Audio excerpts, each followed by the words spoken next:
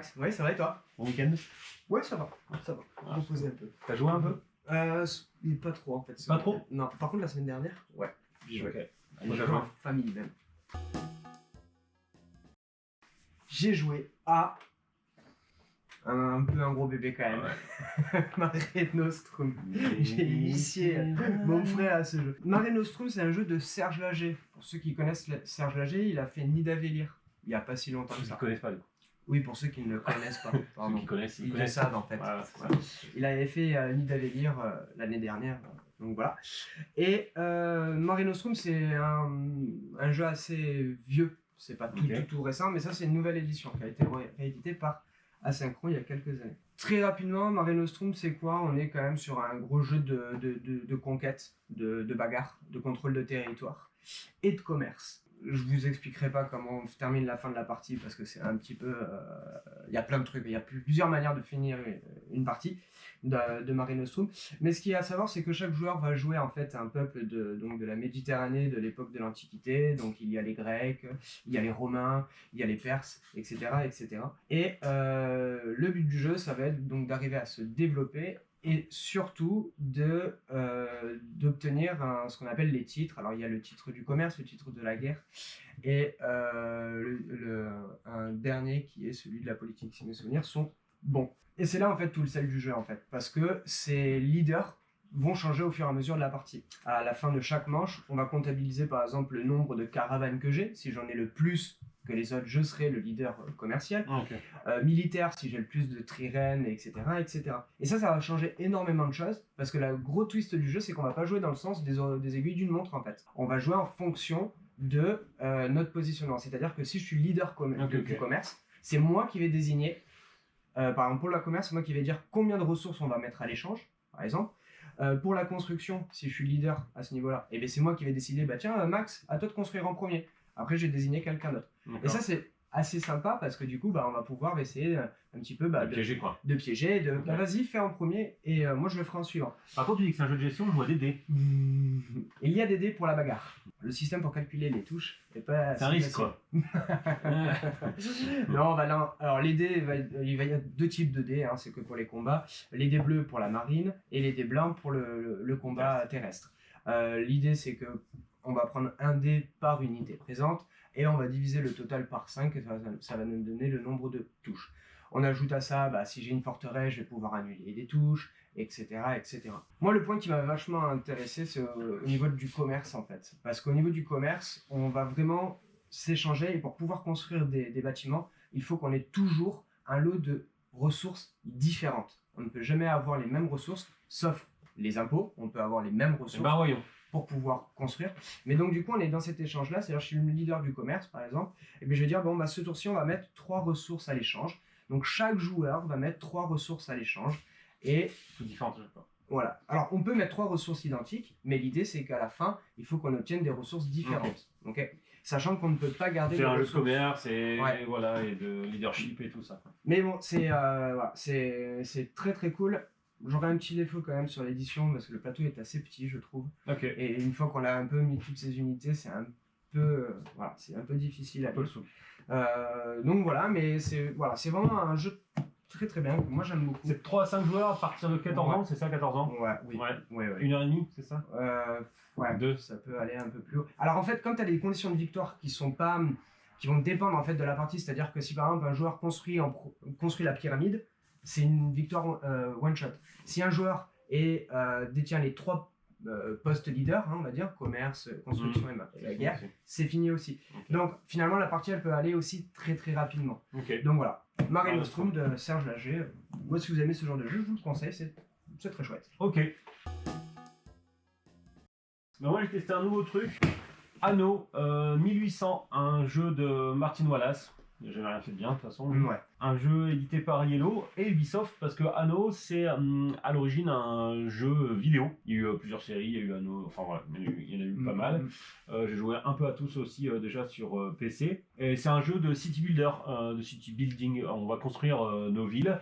Au début on commence avec pas grand chose, une ou deux ressources de base. Et avec ces 2 ressources de base on fait une usine un peu plus complexe qui produit des ressources secondaires, on va dire, et puis avec ces ressources secondaires, on arrive à faire d'autres choses, du coup on arrive à fabriquer on s'étend, enfin voilà. C'est un jeu d'expansion, de grandissement, aussi de commerce, du coup, parce qu'il y a aussi des IA, il y a d'autres joueurs. Il n'y a pas d'aspect militaire. Pas d'aspect militaire, non, voilà. Et dans le jeu de plateau, c'est ça qui nous intéresse aujourd'hui, on va retrouver un petit peu ce système, ce système pyramidal de ressources. Alors là, on voit pas grand-chose. Martin, j'espère que tu trouveras des petites images pour illustrer tout ça. Chez Yellow, en général, c'est assez bien fait. On va au départ construire, on aura sur notre tuile perso quelques usines seulement, et avec ces quelques usines, en fait, on va utiliser des ouvriers. La mécanique principale, c'est donc d'utiliser des ouvriers, les petits cubes. On va avoir les paysans, les ouvriers, les ingénieurs, les machins et les bidules, voilà. Et un cube vert va sur un emplacement vert. C'est simple après, hein, c'est très très simple. Si je vais sur un emplacement vert d'une usine, je produis la ressource que produit cette usine. Il va y avoir aussi une interaction, c'est-à-dire que si un ou plusieurs adversaires ont des ressources, ben, je vais pouvoir dépenser des jetons de commerce pour aller utiliser les ressources des adversaires. Dans quel but ? Parce que le but du jeu, c'est de faire des points de victoire. On fait surtout des points de victoire en jouant des cartes de sa main. Quand on va poser une carte de sa main, on va gagner des points et on va faire un petit effet bonus. D'accord ? Avoir par exemple d'autres cubes. Sauf que, à chaque fois qu'on a des cubes en plus, on a des cartes en plus. On commence notre partie avec 4, 5, 6, 7, 8, 9 cartes. J'essaye de les jouer. Sauf que comme j'ai de plus en plus de cubes, j'ai de plus en plus de cartes. Or, la partie s'arrête dès qu'un joueur n'a plus de cartes. Donc en fait, il y a vraiment ce moment, c'est vraiment ce moment où on gonfle nos usines pour avoir plein d'ouvriers, puis au bout d'un moment, on arrête d'avoir des ouvriers parce qu'on a largement tout ce qu'il faut pour dépenser toutes nos cartes. Donc ça monte comme ça progressivement, puis à un moment donné, on sent vraiment que le jeu va vers la fin, tu vois. Ce qui est étrange, c'est que c'est assez répétitif quand même. Il y a un petit côté addictif, t'as du mal à t'arrêter, quoi, juste déplacer tes trucs, ah oui, j'ai la ressource, chercher. C'est très lisible, alors qu'il y a des tuiles de partout. Mais c'est très lisible, on arrive vraiment rapidement à retrouver les usines que fait l'un, que fait l'autre, etc.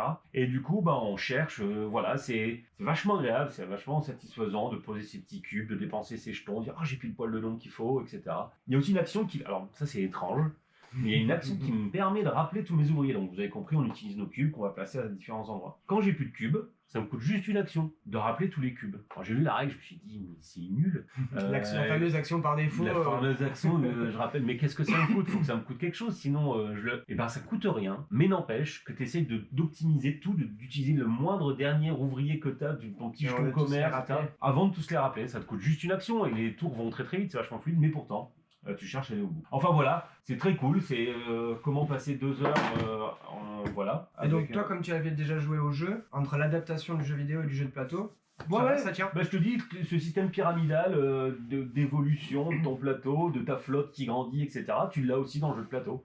Donc ça rend... C'est une adaptation plutôt bonne alors du coup. Ouais, ça marche bien, t'as les mêmes sensations. Voilà, Anno 1800 de Martin Wallace. C'est pas indiqué. Ah ouais, si, mais c'est GmbH. Je l'ai vu tout à l'heure. Ah, j'ai mis le dos dessus, quoi. Où est-ce que j'ai... Bon, tu le mettras. Ouais, je le mettrai, mais... Et c'est très très bien illustré. Graphisme. Fjord GmbH. GmbH. C'est vraiment ça. Voilà. Non, c'est cool. Voilà. Mais parfait. On parle des nouvelles neuves du monde. Ouais, exactement. À de suite.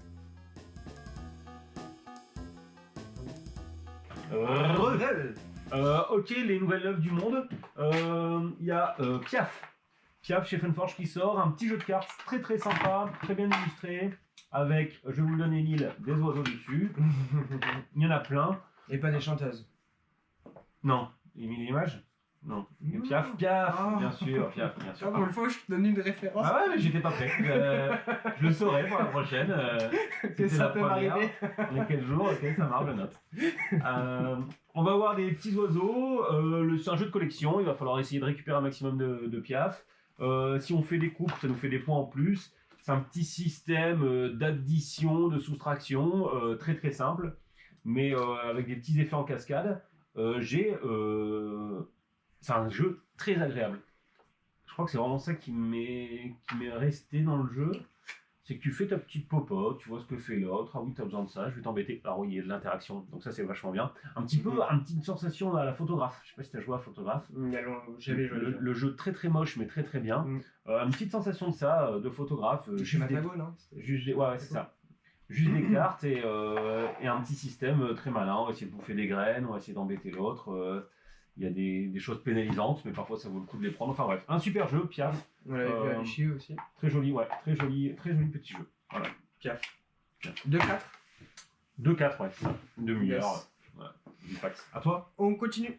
Dans les nouveautés nouvelles, Zip City. Donc il y a Zip City et Shadow Bips. Il y en a 2 autres qui sont sortis aussi dans la gamme. Ouais. Parce qu'on peut le dire, c'est une nouvelle gamme qui vient d'arriver, de jeux logique. Solo, voilà. Jeux solo, jeux logique, de Logic West. Vas-y, de chez Asmodée. Donc là, on en a un premier. Alors, comme il a dit Max, on en reparlera un peu après, mais il y en a plusieurs. Là, on a un premier, Zip City, ou l'objectif de Zip City. Alors, pour ceux qui connaissent un petit peu les smart games, on pourrait peut-être se rapprocher des smart, dans le sens où, en fait, on va me donner une mise en place, et je vais avoir des éléments à mettre en plus pour arriver à l'objectif indiqué par la carte. Ouais. Il y a différents niveaux de difficulté. Ouais. Exemple, pour celui-ci, l'idée, ça va être en fait, on a un petit parcours et les billes, donc c'est un peu incliné, donc c'est cool. Les billes, elles vont se déplacer et l'objectif, par exemple, dans celui-ci, c'est d'arriver à ramener la bille bleue et la bille jaune à cet endroit-là. J'ai ces différents éléments, à moi d'arriver à les placer pour pouvoir résoudre le défi. Et il y a aussi le temps, parce que parfois quand on t'indique que la bleue doit arriver avant la jaune, donc il faut trouver un parcours plus long pour la bleue que pour la jaune, etc. Donc c'est un petit... Je le parte en même temps. Voilà, mécanique de gravité, de billes et tout. Celui-ci, c'est un autre délire, c'est un système d'ombre, on va jouer avec la lumière. En fait, on va avoir des fiches qui vont nous représenter la figure qu'on va devoir au final représenter. Et pour ce faire, en fait, ça c'est un truc tout en longueur, comme ça. On a une petite lampe proche de soi. Et il y aura 3 rangées sur lesquelles on va pouvoir poser des éléments que la carte nous autorise à utiliser. Et en fonction de l'emplacement, la distance par rapport à la lampe, ça va me faire une plus ou moins grande ombre. Ouais, c'est ça. Très proche, ça fait une grande ombre, loin, ça fait une plus petite ombre. Et du coup, à la fin, on essaie de reproduire le schéma indiqué. C'est très malin, je pense qu'on apprend vachement en jouant à ça, c'est super agréable. Il y en a 2 autres qu'on n'a pas pris.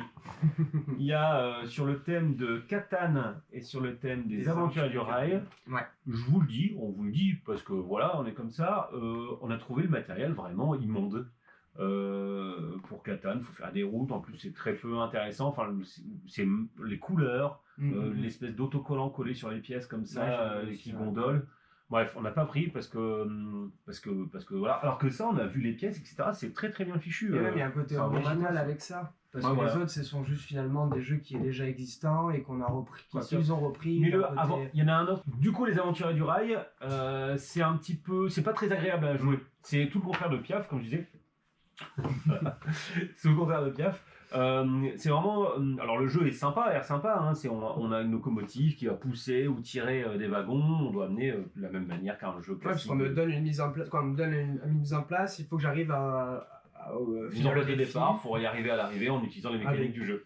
Et du coup, il faut passer son petit train dans une espèce de rail. Le train, il peut pas sortir. C'est pas agréable. Et du coup, t'as pas envie de chercher, quoi. Tu vois ce que je veux dire? T'as pas envie de recommencer à zéro. Ça s'accroche. Enfin voilà. On peut pas l'enlever. Non. Moi je pensais qu'on pouvait. Je sais pas, mais en tout cas, dans le jeu, non, parce que si tu l'enlèves, forcément, c'est de la triche, quoi. Donc ça va, moi, peut-être parce que je suis un peu bourrin, mais ça va pas sembler du tout agréable.